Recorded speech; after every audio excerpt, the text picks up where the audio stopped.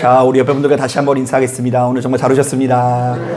자, 은혜 받기 원합니다. 네, 감사합니다. 자, 이 자리에 참석한 저와 여러분들의 심령 가운데 주께서 허락하시는 평안과 기쁨이 함께 하시기를 주님의 이름으로 축복합니다. 우리가 예수님을 제대로 믿기 위해서는 예수께서 어떤 분이시고 이 땅에 오셔서 무엇을 하신 분이신지를 제대로 알아야 하는데요. 자, 그렇기 때문에 우리는 성경을 묵상할 때마다, 특히 복음서를 묵상할 때마다 바로 이런 관점에서 접근을 해야 됩니다. 자, 한번 따라해 보겠습니다. 예수께서 어떤 분이시고 이 땅에서 무엇을 하신 분이실까? 자, 그런데 오늘 우리가 읽은 이 본문을 보니까 요한복음의 기자는 다른 복음서와는 달리 아주 독특한 증언을 남기고 있는데요. 자, 우리 다 같이 14절 말씀 함께 읽어보도록 하겠습니다. 14절 시작. 말씀이 육신이 되어 우리 가운데 거하심에 우리가 그의 영광을 보니 아버지의 독생자의 영광이요 은혜와 진리가 충만하더라. 자, 요한복음의 기자는 이 땅에 오신 예수께서는 말씀이 무엇이 되어 오셨다고요? 예, 육신이 되어 오신 분이라고 증언하는데요. 자, 우리가 이것을 제대로 이해하기 위해서는 제가 지난 시간 함께 나누었던 이야기를 다시 한번 꺼내야 될 것 같습니다. 자, 고대 헬라인들은 인간의 고통이 철저하게 무지에서 나온다라고 생각을 했는데요. 자, 그렇다 보니 항상 더 나은 지식과 배움에 대한 열망을 가지고 있었다고 했죠. 자, 그리고는 인간의 고통을 넘어서는 절대 진리, 가장 높은 수준의 지식을 로고스라고 불렀다고 했는데요. 자, 요한복음의 기자는 바로 이 같은 사실을 언급하면서 우리 하나님의 말씀이야말로 로고스라고 증언을 했다고 했습니다. 자, 그래서 1절에 보면 그게 잘 나와 있는데요. 태초에 말씀이 계시니라. 이 말씀이, 로고스가 하나님과 함께 계셨으니 이 말씀이, 로고스가 곧 누구시라고요? 하나님이시라. 자, 그렇다면 지난 시간 말씀드린 대로 성도가 하나님을 믿는다라는 것은 이렇게 표현할 수 있을 것 같습니다. 하나님의 말씀은 생명과 빛이다. 자, 우리에게 생명을 주는 게 뭐라고요? 하나님의 말씀이다. 나의 뜻대로 살아가면 망할 수밖에 없으나 하나님의 말씀은 생명과 빛이다. 자, 바꿔 말하면 하나님의 말씀을 깨닫지도 못하고 그것이 무엇인지 모르는 사람은 사망과 어둠밖에 없다. 이렇게 말씀드릴 수 있을 것 같습니다. 자, 그런데 오늘 본문에 기록되어 있는 것처럼 말씀이 육신이 되어 이 땅에 오셨다라는 것은 태초부터 이 땅에 머물러 있었던 가장 높은 수준의 지식 로고스가 우리에게 좀 더 가까운 곳으로, 친밀한 곳으로 오셨다라는 의미가 담겨져 있습니다. 자, 사실 고대 헬라인들은 이 땅의 로고스가 분명히 존재를 하나 그것의 존재와 차원이 워낙에 높아서 온전히 깨닫는 자가 흔하지 않았다고 보았습니다. 자, 그도 그럴 만한 것이 당시 사회에는요, 오늘날처럼 체계적인 교육 시스템이 존재하지 않았을 뿐만 아니라, 자, 먹고 사는 것이 워낙 고되어서 대다수의 백성들이 학문의 세계에 집중할 수 없었다고 합니다. 자, 실제로 당시 사회 문맹률을 보면요, 오늘날 사회와는 비교할 수 없을 정도로 높았는데요. 자, 속설에 의하면 당시 시대의 문맹률이 90%가 넘었다고 합니다. 그러니까 대다수의 사람들이 글을 알아야 몰라요? 몰라요. 아주 소수의 귀족들이나 부자들을 제외하고는 대다수의 사람들이 글을 읽거나 쓸 수가 없었다라는 것이죠. 자, 그렇다 보니 당시 사회에서 가장 높은 수준의 지식인 이 로고스는 그야말로 신비의 영역이라고 할 수 있는데요. 이른바 대다수의 사람들이 고통에서 벗어나기 위해서 가장 높은 수준의 지식인 로고스에 도달하기 위해서 노력은 했으나 그것을 하염없이 우러러보면서도 그것에 좀처럼 가까이 가지는 못했다라는 이야기인 거죠. 자, 그런데 바로 이런 상황 속에서 요한복음 기자가 이렇게 선언합니다. 자, 봐라. 가장 크고 완전한 로고스, 하나님의 말씀이 가장 높은 곳에서 내려와 너희들 곁으로 직접 찾아와 주셨다. 야, 친절하죠. 로고스에 이르기 위해서 우리가 그곳에, 그 산에 올라갈 필요도 없이 그 높은 곳에 계신 분이 어디로 오셨다고요? 우리가 서 있는 이 자리에 내려오셨다라고 증언합니다. 더욱이 고대 헬라인들은 육체는 악하고 일시적인 것으로 보고요, 영은 선하고 영원한 것으로 보았는데요, 그렇다 보니 영의 존재였던 예수께서 육의 존재로 오셨다는 것 자체가 그 자체로 엄청난 희생을 의미합니다. 이른바 지극히 높으신 하나님께서 당신의 사랑하는 자녀들을 위해서 자신이 가지고 있는 특권을 포기한 채 스스로의 몸을 더럽힐 각오를 하셨다라는 메시지를 담고 있는 것입니다. 자, 한번 따라해 보겠습니다. 지극히 높으신 하나님께서 사랑하는 자녀들을 위해 스스로의 몸을 더럽히셨다. 예, 이것이 오늘 본문에 담겨져 있는 첫 번째 메시지예요. 말씀이 육신이 되어 오셨다라는 것은 지극히 높은 곳에 계셨던 분이 내려오셨다. 사람들이 그곳에 이르지 못하니까 그곳에 계셨던 분이 친히 우리에게 오셔서 우리가 머문 자리에 함께 하셨다라는 메시지를 담고 있는 거예요.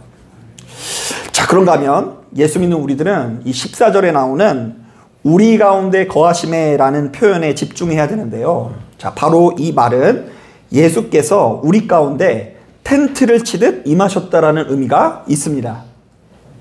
자, 텐트. 여러분, 텐트 하면은 생각나는 거 뭐 없으세요? 자, 우리가 출애굽기를 묵상해 보면 이스라엘 백성들이 애굽에서 탈출하여서 광야에서 머무는 동안 하나님과 친밀히 교제하기 위해서 뭘 세우죠? 성막이라는 텐트를 만드는 장면이 나옵니다. 자, 그래서 그들 나름대로 그 척박한 광야에서 아무것도 없는 상태에서 얼마나 애를 쓰면서 정성을 쏟는지 모릅니다.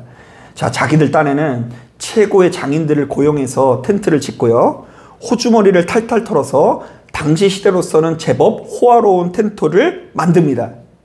자, 그런데 막상 그들이 성막이라는 곳을 완공했지만 이스라엘 백성들이 그 텐트 안으로는 좀처럼 들어가지 못했는데요. 자, 성경은 바로 그때의 상황을 이렇게 묘사합니다. 한번 들어보세요. 그때 구름이 성막을 덮고 하나님의 영광이 성막에 가득 찼다. 이렇게 성막에 구름이 덮이고 하나님의 영광이 성막에 가득 차 있었으므로 모세는 감히 만남의 장막 안으로 들어갈 수 없었다. 이게 출애굽기의 결론이에요. 참 허무하죠. 그들이 애굽에서 탈출해서 광야에서 자유롭게 예배드리기 위해서 그곳에서 이렇게 나와서 광야에 이르렀는데 정작 그 광야에서요, 하나님께 온전히 예배를 드렸다라는 거예요, 못 드렸다라는 거예요? 못 드렸다라는 거죠. 자, 이것을 쉽게 말하면 하나님의 존재와 차원이 워낙에 높아서 우리는 바로 그 하나님의 영광에 참여하지 못하고 본질적으로 하나님과 인간은 단절될 수밖에 없다라는 이야기입니다. 자, 그래서 어떤 분들은요, 우리 인간은 3차원적인 존재라고 이야기하고요, 하나님은 4차원 존재라고 또 얘기를 하는데요. 자, 이것 자체가 어떤 의미가 있냐면 하나님과 인간은 전혀 다른 시공간으로 나누어져 있다라는 이야기예요. 그래서 여러분 혹시 기도하다가 하나님 보신 분 있으세요? 조심하셔야 돼요. 자주 하나님을 보신 분이나 하나님의 음성을 자주 들었다라는 분은 조심하셔야 돼요. 너무 그렇게 신앙생활 하면 안 돼요. 하나님과 우리 사이는요, 어떻게 돼 있다고요? 시공간이 달라서 단절되어 있었다. 이게 이제 출애굽기를 이렇게 마무리하는 이 출애굽기 기자의 그 언급이에요. 하나님의 영광이 너무 충만해서 인간이 거기에 들어가지 못했다. 자, 그런데 예수께서 육신의 몸을 입고 이렇게 죄된 세상에 친히 와주신 덕분에 우리가 이제는 더 이상 하나님과 단절되지 않고 하나님의 영광에 참여할 수 있는 길이 활짝 열리게 되는데요. 자, 우리 다 같이 14절을 다시 한번 읽어보겠습니다. 시작. 말씀이 육신이 되어 우리 가운데 거하심에 우리가 그의 영광을 보니 아버지의 독생자의 영광이요 은혜와 진리가 충만하더라. 자, 예수를 본 것이 아니라 누구를 봤다고 이야기하죠? 그의 영광을 보니. 주님께서 어떤 분이시라고요? 이스라엘 백성들이 그토록 성막 안에 들어가서 보고자 했으나 보지 못했었던 하나님의 영광이신데 그 하나님의 영광이 이 땅에 오셔서 우리에게 영광의 길을 제시하셨다. 자, 계속해서 18절에도 비슷한 말씀이 있는데요. 우리 18절 말씀도 같이 한번 읽어보겠습니다. 시작. 본래 하나님을 본 사람이 없으되 아버지 꿈속에 있는 독생하신 하나님이 나타내셨느니라. 하나님을 본 사람이 있어요, 없어요? 없어요. 주님을 본 사람만 있는 거예요. 하나님을 본 사람은 없으되 주님의 형상을 본 사람이 하나님을 본 것과 똑같은 역사가 나타나게 되었다라는 말씀이 담겨져 있어요. 자, 그러니까 오늘 우리가 읽은 본문은 말씀이 육신이 되어 오신 예수님을 통해 이 땅에 전혀 새로운 시대가 열리게 되었다라고 거듭해서 선언하는데요. 이른바 이 땅에 오신 예수 그리스도를 통해 어둠뿐인 이 세상을 환하게 비출 로고스, 하나님의 말씀이 우리가 손을 뻗으면 잡을 수 있는 거리에 오셨다라는 이야기를 하는 거고요. 하나님의 말씀이 더 이상 너무 고고하고 높아서 그것에 이르르지 못하는 것이 아니라 누구든 의지만 갖기만 하면, 누구든 주님의 이름을 부르기만 하면 언제든 그분을 마주할 수 있는 새로운 시대가 펼치게 되었다라고 우리에게 제시하고 있습니다. 아멘. 자, 그래서 14절을 보니까 이제 성막의 영광이 아니라 예수의 영광을 바라봐야 하는 신앙생활을 해야 된다라는 취지의 말씀이 나오고요. 17절을 보니까 이제는 모세로부터 주어진 율법이 아니라 예수 그리스도께서 허락하신 은혜와 진리를 누리게 되었다라고 하는데요. 자, 바로 이 말씀 안에 정말 다양한 메시지가 담겨져 있습니다. 자, 이전에는 할례를 받았느냐 받지 않았느냐가 중요했지만 이제는 믿음이 중요해요. 할례를 받지 못해도 구원을 받을 수 있다, 없다? 받을 수 있다. 이전에는 아브라함의 혈통이냐 아니냐가 중요했어요. 마태복음 1장에 나오는 그 족보들 있지 않습니까? 그 족보에 이름을 기록하는 것이 굉장히 중요한 문제였어요. 그러나 이제는 우리의 피에 흐르고 있는 혈통보다 십자가의 보혈이 더 중요해요. 예수님께서 치르신 사랑과 희생을 우리가 본받아 모방할 때에 가장 높은 수준의 지식인 로고스에 이르를 수 있게 된다라는 이야기입니다. 자, 그리고 이것을 가지고 이렇게 해석하시는 분도 있습니다. 이제 이 교회는 성전이 아니라 예배당이 되었다. 자, 여러분, 교회는 성전이에요, 예배당이에요? 예배당이에요. 왜냐면요, 이 교회가 성전이 되면 참 무서워요. 옛날에는 성전에 들어갔다가 죽는 사람 되게 많았던 거 아세요? 성전의 거룩함을 이제는 이렇게 안 좋게 만들면은요, 다 죽었거든요. 그런데 이제는 우리가 함께 예배드리는 이 장소를 지키는 것이 아니라 나의 심령을 지키는 거예요. 내가 성전이 된 거예요. 자, 이제는 성전이 아니라 예배당이 되고요. 예전에는 이 제사장이라는 존재가 중재자였으나 이제는 내 안에 계시는 성령께서 중재자예요.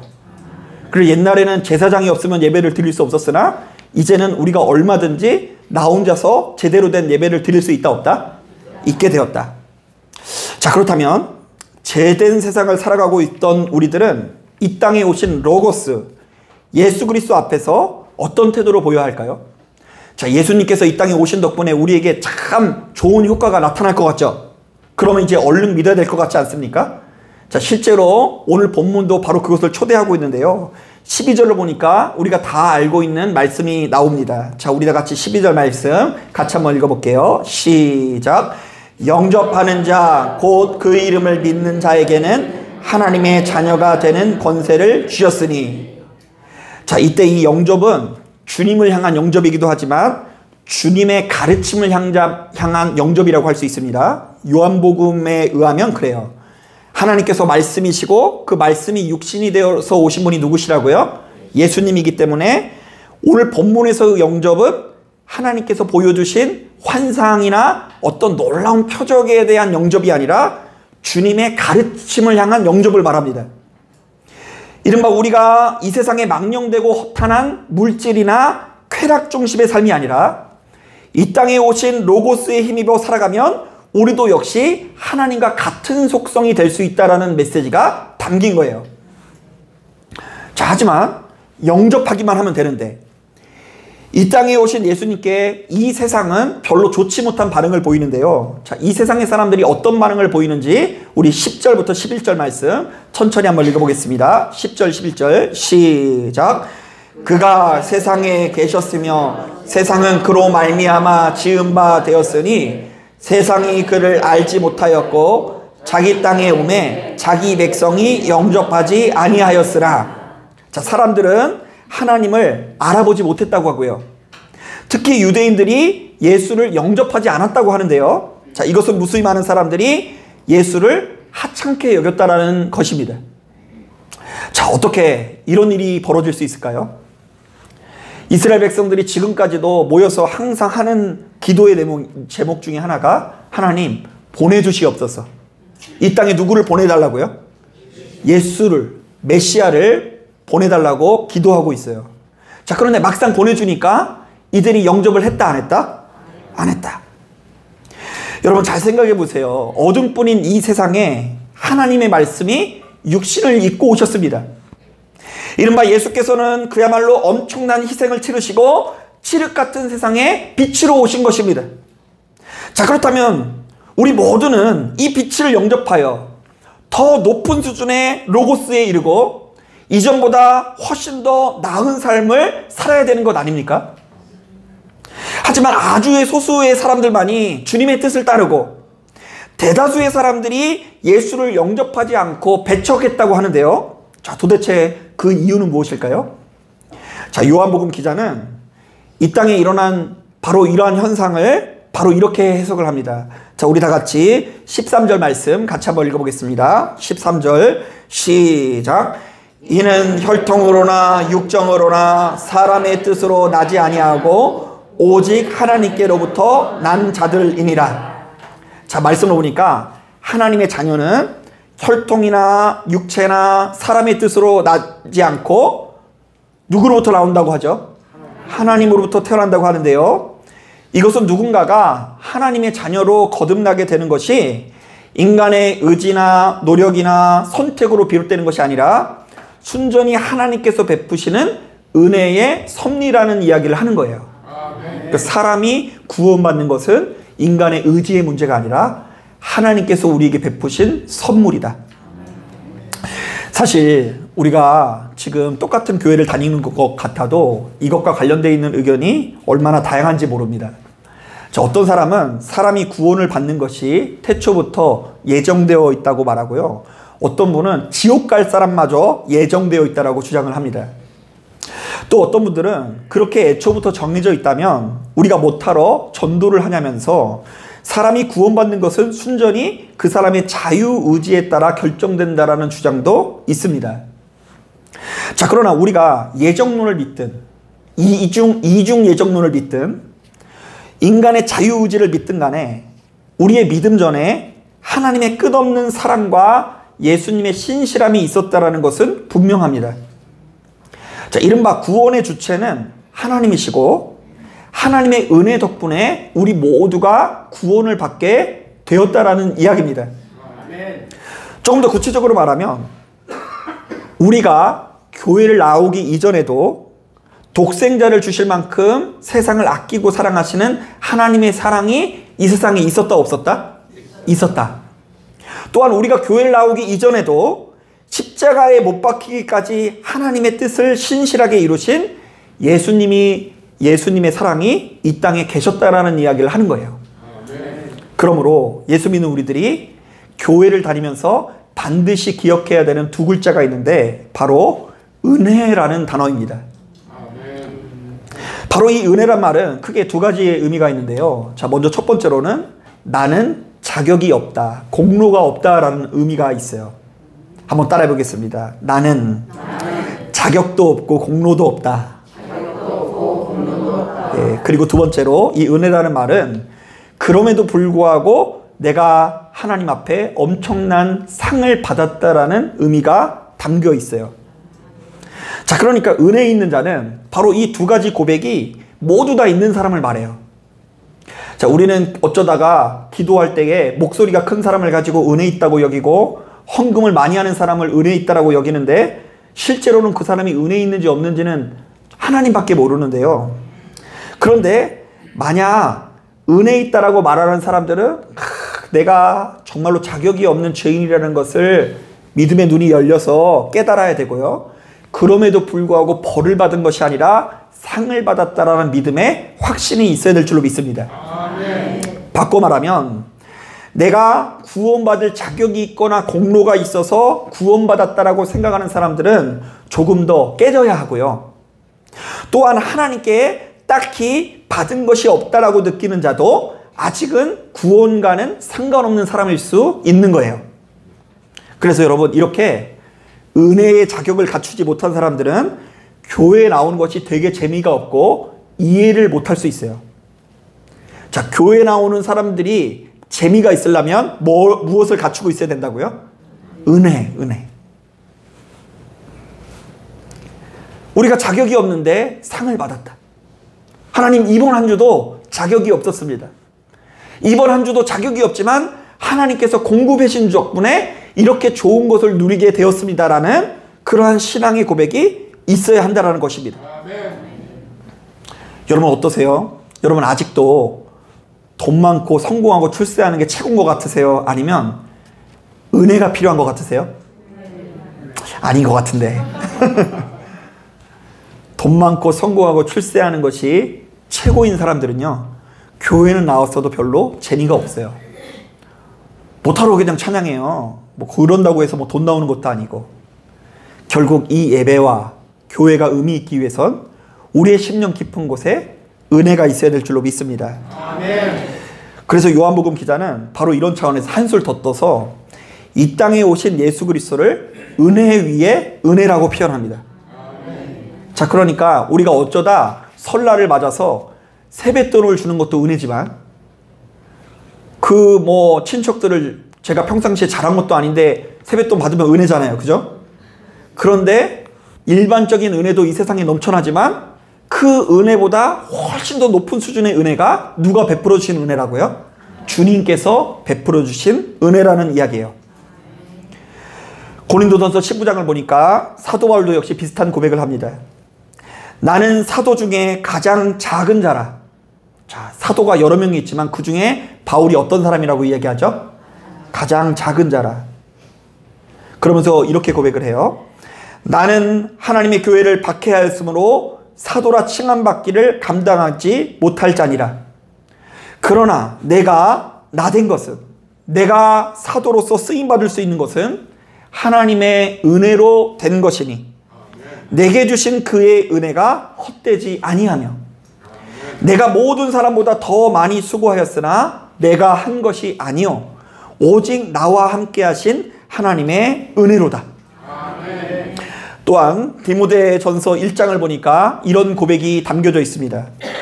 내가 전에는 비방자요 폭행자요 박해자였으나 도리어 국류를 입은 것은 내가 믿지 아니할 때 알지 못하고 행하였습니다. 우리 주의 은혜가 그리스도 예수 안에 있는 믿음과 사랑과 함께 넘치도록 풍성하였도다. mit보다 모든 사람이 받을 만한 이 말이여. 그리스도 예수께서 죄인을 구원하시려고 세상에 임하셨다 하였도다. 죄인 중에 내가 괴순이라. 그러나 내가 국류를 입은 까닭은 예수 그리스도께서 내게 먼저 일체 오래 참으심을 보이사 후에 주를 믿어 영생 얻을 자에게 본이 되게 하려 하심이라. 아멘. 이 바울이 자신을 가리켜서 죄인 중에 괴수다라고 말하는데요. 이때 괴수다라는 말은 사탄이라는 의미예요. 이 교회를 회방하고 하나님의 역사를 방해하는 사람, 그게 사탄이지 않습니까? 자, 그런데 그 사단이 누구라고요? 나라는 거예요. 나. 네가 사탄이 아니라 누가 사탄이요? 내가 사탄이다. 자, 한번 따라해 보겠습니다. 나는 죄인 중에 괴수이나 하나님의 은혜로 구원을 받게 되었다. 한 번 더 따라하겠습니다. 나는 예수께서 오래 참아주신 덕분에 이렇게 좋은 것을 누리게 되었다. 여러분 안에 이런 고백이 있으십니까? 아, 하나님, 나 같은 일꾼을 하나님 알고 계시죠? 우리 교회에 나 같은 일꾼 없으면 무너질 수 있으니 나에게 알아서 복을 주시옵소서. 이렇게 생각하시는 거 아니에요? 아니에요. 여러분, 이것은 제가 말한다고 해서 여러분들이 믿어지는 문제가 아니라 성령께서 여러분들의 눈을 열어주셔서 신비의 영역으로 채워져야 돼요. 아, 내가 진짜 자격이 없지만 헛살았지만 하나님의 은혜로 구원을 받았구나. 그래서 여러분, 하나님의 은혜에 있는 사람들은 가는 곳곳마다 평안을 누리고요. 은혜 없는 사람은 자꾸 가는 곳곳마다 못마땅한 사람이 생겨요. 자꾸 뭔가 잘못돼 보이고 못마땅해 보이는 사람들이 나에게 자꾸 나타나는 거, 그거 어쩌면 세상이 악해서가 아니라 나에게 무엇이 없었기 때문에? 은혜가 없었기 때문에 나타나는 증세일 수 있는 거예요. 그러면 내가 어딜 가서 평화를 누려야 될까? 우리 집에도 다 문제가 많은 사람이고, 우리 교회도 문제가 많은 사람이고, 그리고 앞에 있는 목사도 문제가 많은 목사이고, 생긴 것도 마음에 안 들어가지고 그냥 쪽제비 같이 생겨가지고. 그러면 내가 어디 가서 평안을 누려야 될까? 은혜 없는 자는 단언컨대 설령 예수께서 나타나셔도 그 예수님이 뭔가 마음에 안 들어 보일 거예요. 혈통도 마음에 안 들어 보이고, 학벌도 별로 마음에 안 드는 것 같고, 생긴도 마음에 안 드는 것 같고. 사랑하는 여러분, 여러분들의 입술에도 바로 이러한 은혜의 고백이 떠나지 않게 되기를 주님의 이름으로 축복합니다. 자, 말씀을 정리합니다. 자, 오늘 우리가 읽은 이 본문은 이 땅에 오신 예수께서는 말씀이 육신이 되어 오신 분으로서 누구든지 그분의 가르침을 영접하면 하나님의 자녀가 될 수 있다라고 증언합니다. 자, 그러니까 이제 우리가 고통에서 벗어나기 위해서는 큰 복을 받는 것도 중요하지만, 크게 부자가 되는 것도 중요하지만, 그보다 더 중요한 문제가 있는데요. 유괴의 존재였던 우리들이 모든 고통과 괴로움을 뒤로하고 하나님의 뜻을 따르는 인생이 되어야 돼요. 여러분, 우리는 누군가에게 당하면 배로 갚아줘야 되죠. 배로 좀 모자르세요? 누군가 당하면 배로 갚아줘야 되죠. 그런데 될 수 있으면 하나님의 뜻을 따라 사랑하고 용서하는 삶을 살아야 될 줄로 믿습니다. 그게 이기는 거고, 그게 고통에서 벗어나는 거예요. 그리고 우리에게 주어진 이 물질이 영원하지 않다라는 걸 알고, 건강이 영원하지 않다는 걸 깨닫고, 저 천국을 바라보는 삶을 살아야 돼요. 우리의 본성은 항상 지금 내가 서 있는 이 자리가 영원할 거라고 여기지만, 그렇게 살면 망합니다. 하나님의 말씀을 따라서, 가르침을 따라서 저 천국을 바라보는 삶을 살아야 돼요. 자, 그런데 요한복음 기자는 우리가 바로 이렇게 하나님의 말씀을 받아들여서 그분의 자녀가 되는 것이 순전히 하나님의 작품이라고 증언하는데요. 이른바 구원은 은혜의 선물일 뿐만 아니라 하나님께서 베푸시는 신비 그 자체라는 것이죠. 그렇다면 바로 이 말씀의 흐름을 따라온 우리들은 크게 세 가지를 기억해야 합니다. 자, 먼저 첫 번째, 이 세상의 구조를 잘 이해를 해야 돼요. 우리가 살아가고 있는 세상의 구조를 잘 이해해야 되는데요. 이 세상, 내 본성, 자아는 본디 악하고 미련하나 이런 우리들이 주님의 뜻을 따를 때에 선하고 아름다운 것을 누릴 수 있다는 것을 기억하십시오. 그러니까 여러분, 세상 사람들을 볼 때 부러워요? 아니면 좀 불쌍해 보여요? 너무 부러운 거 아니세요? 좋은 차 타고 다닌다고? 넓은 집에 산다고 해서 막 부러웠고 이러면은요, 아직 눈이 안 뜨인 거예요. 영적인 눈이 뜨이면 세상 사람들 너무 부러워할 필요 없어요. 세상 사람 날 부러워 아니하여도 나도 역시 세상 사람 어떻다고요? 부럽지 않네. 자, 이 구도를 익혀야 돼요. 내 자아, 이 세상, 내 본성은 악하지만 정말로 이런 우리들이 주님의 뜻을 따를 때에 선하고 아름다운 걸 누릴 수 있다. 이게 첫 번째고요. 자, 두 번째, 그 어떤 로고스 없이, 아무런 법도 없이 어둠에 사로잡혀 있는 세상 사람들과 달리 하나님의 말씀을 받아들인 우리들이 지금 얼마나 큰 축복을 누리고 있는지를 가슴 깊이 알아야 합니다. 저 같은 경우도 진짜 예수님 믿기 참 잘했다는 생각이 드는 게요, 예수님을 믿기 때문에 그나마 이렇게 평탄한 가정생활을 하는 거지, 안 그랬으면 그냥 사모님도 괴롭고 아이들도 괴롭고 저도 괴로울 뻔했는데 그나마 주님의 가르침을 따르고 순종한 덕분에 이렇게 좋은 것을 누리고 있다는 생각이 듭니다. 자, 그런데 여러분, 예수 믿길 잘한 것 같으세요? 뭐 때문에요? 예수 믿어서 살림살이 나아지셨습니까? 아니에요. 그거 별거 아니에요. 그게 아니라 내가 내 본성을 제지할 수 있는 하나님의 말씀을 얻은 것이 참 감사한 일인 거예요. 그래서 내 삶에 하나서부터 열까지 하나님을 믿길 참 잘했다라는 것이 정립이 될 때에 생명을 누릴 수 있는 겁니다. 자, 그리고 마지막 세 번째로 하나님의 말씀을 영접해서 그분에게 자녀가 된 것은 철저히 하나님의 은혜라는 고백이 있어야 되는데요. 자, 이런 사람들은요, 괜시리 주변 사람들 앞에 목에 힘줄 필요가 없어요. 아니, 가만히 보면 이상하게 기도만 많이 하면은 자꾸 목에 힘이 들어가요. 그 막 영적인 체험이 강해지면 강해질수록 자꾸 평화가 떠난다니까요. 왜 그럴까요, 자꾸? 어쩌면 은사는 얻었지만 은혜를 잃어버렸기 때문일 수 있어요. 괜히 주변 사람들 앞에서 목에 힘줄 필요도 없고 나보다 연약하고 부족한 사람을 업신여기면서 무시할 필요도 없는 거예요. 자, 우리가 구원받은 건 나의 공로 때문도 아니고 저 사람이 저렇게 예수를 믿지 않는 것도 저 사람이 어떤 미련함 때문이 아니다. 오로지 하나님의 작품이오니 주님 이 땅을 굽어 살펴주시고 우리를 불쌍히 여겨 주옵소서.